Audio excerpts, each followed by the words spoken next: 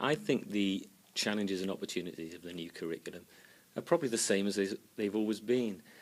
How do we turn the dead words of a curriculum document, the dead words on a page, into exciting, memorable and compelling learning experiences for young people?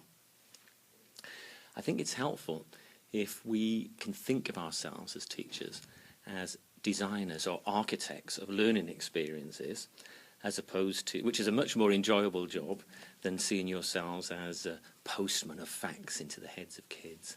So one of the challenges is we have a curriculum that's chosen to present itself as the essential knowledge curriculum. And of course there's nothing wrong with knowledge, but it has to be part of a much bigger experience that seeks to develop skills and attitudes and mindsets as well. This new curriculum has presented itself as one element of a school curriculum. So the national curriculum is just one piece, if it was a jigsaw puzzle, one piece of something bigger. And the piece it's chosen to be is the essential knowledge curriculum. And for me, as a designer of curriculum, I think the big question, the exciting questions are, so what are the other pieces of this jigsaw puzzle that we need to have a really, truly outstanding curriculum? So how are we thinking about developing skills and competencies in young people? How do we plan for the development of that as well as the acquisition of knowledge? How do we develop the sort of mindsets that people value? You know, we talk about it's important for people to be resilient and enterprising and empathetic. So what does learning look like if we're trying to nurture those qualities?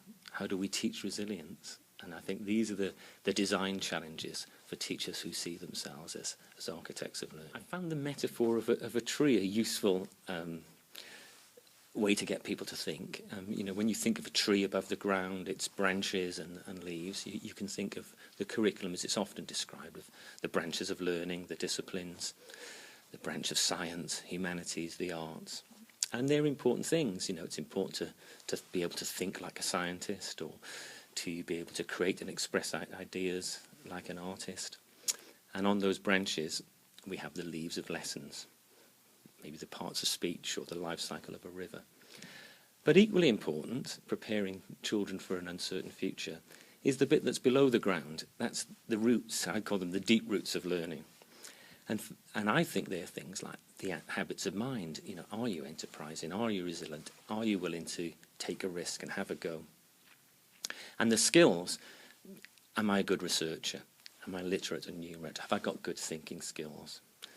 And so when we think about curriculum, I think we need to think of it as a warp and a weft. So we do want to develop subject knowledge and disciplined thinking, but equally we need to design learning, so we're developing these skills and competencies at the same time. So I like to think of it as a root and branch curriculum.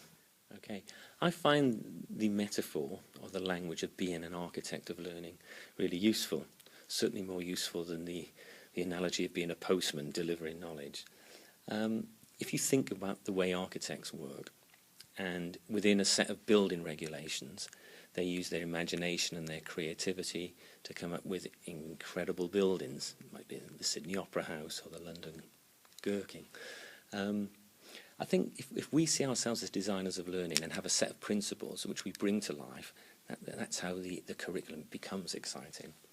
And for me, those sorts of design principles are around, how do we make learning matter? Why should children care? How do you make it significant? And that's all around engagement. So are we skilled at engaging kids? It's around sharing notions of quality and excellence, and what are the creative ways we can do that. It's about activating thinking through a whole range of and repertoire of pedagogic approaches. It's really important that we have busy minds as well as busy hands.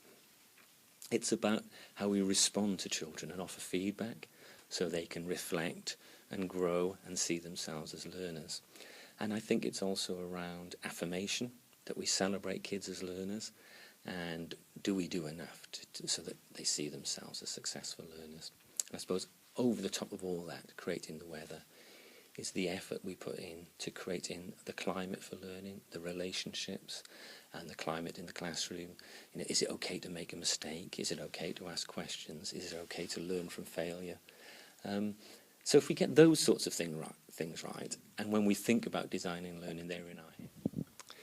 You know, one of the great things about my job is I have the opportunity to visit schools around the country, and I can tell you there's already some wonderful curriculum designs out there. I think we need to do a lot more to celebrate the great things already going on. So if there is anybody out there that would like to share their grand design for learning, please feel free to share your ideas and your examples with us on the addresses that are going to come up shortly. And good luck.